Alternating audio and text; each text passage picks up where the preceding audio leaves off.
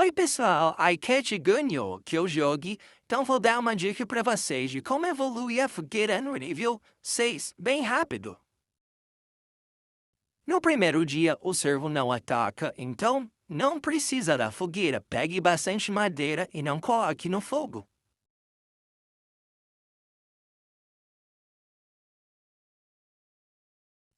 Depois de já ter cortado todas as madeiras, pegue elas e coloque ao lado do fogo. Mesmo depois de não ter pegado todas as madeiras, foque no pé de coelho para dar para o vendedor. Quando aparecer que a noite está se aproximando, coloque todas as madeiras no fogo, pois no segundo dia o servo pode te atacar sim. Quando a fogueira já estiver no nível 4, vá em busca de bastante combustível e pegue as cadeiras. Plantam as mudinhas, assim vocês conseguem madeiras infinitas.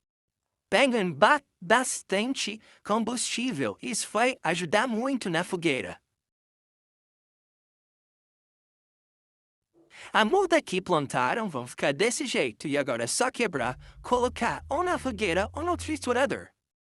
Depois do ataque, pegam os corpos e colocam na fogueira.